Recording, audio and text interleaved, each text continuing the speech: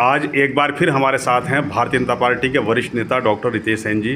दर्शकों के लिए प्रस्तुत है इनसे की गई बातचीत के मुख्य अंश। सबसे पहले तो डॉक्टर रितेश सेन जी, आपका एक बार फिर बहुत बहुत स्वागत है। आपका भी हार्दिक अभिनंदन।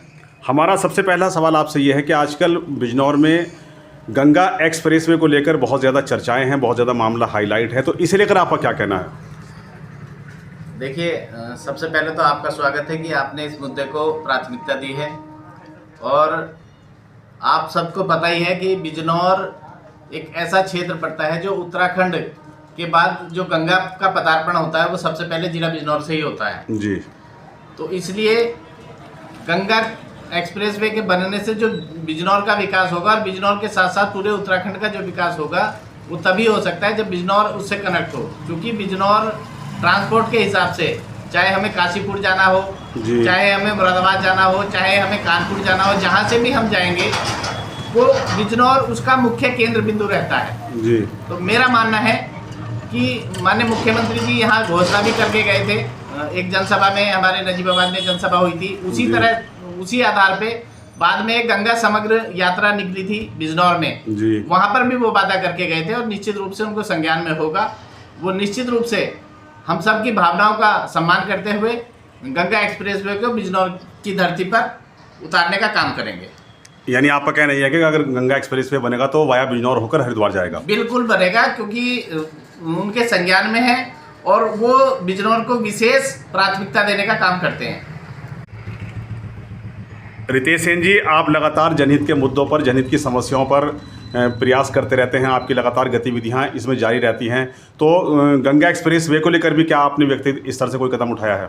देखिए, हमारी एक संस्कृति फाउंडेशन है, जैसा ही आपको दिखाई दे रहा है। संस्कृति फाउंडेशन एक सामाजिक संस्था है और मैंने अपने स्तर से भी, संस्कृति फाउंडेशन के स्तर से भी, अपने पैड पर भी माननीय मुख्यमंत्री जी से आग्रह किया है कि गंगा एक्सप्रेसवे बिजनौर से होकर गुजरेगा तो ये बिजनौर के लिए नहीं अपितु उत्तराखंड के लिए भी लाभकारी होगी। क्योंकि पूरा उत्तराखंड जनपद बिजनौर से कनेक्ट है, चाहे वो ट्रांसपोर्ट का मामला हो और चाहे किसी भी स्तर से हो। उत्तराखंड इसमें सर्वोपरि तभी माना जाता है जब हम इससे कनेक्ट होते हैं, बिजनौर कनेक्ट होता है। जी। रितेश सेन जी, कुल मिलाकर गंगा एक्सप्रेसवे को लेकर आपका क्या संदेश है समाज के लिए?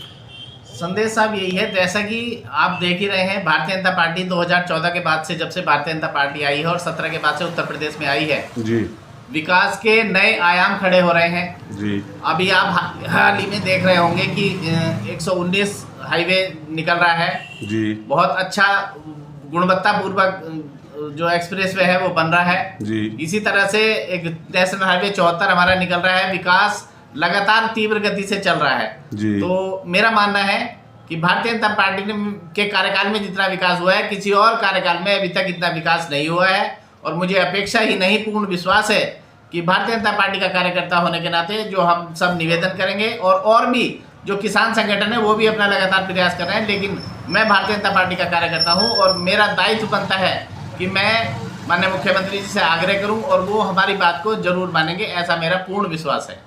रितेश सेन जी, आपने अपना बहुमूल्य समय दिया, इसके लिए आपका बहुत बहुत आभार। बहुत बहुत धन्यवाद। बहुत बहुत आभार।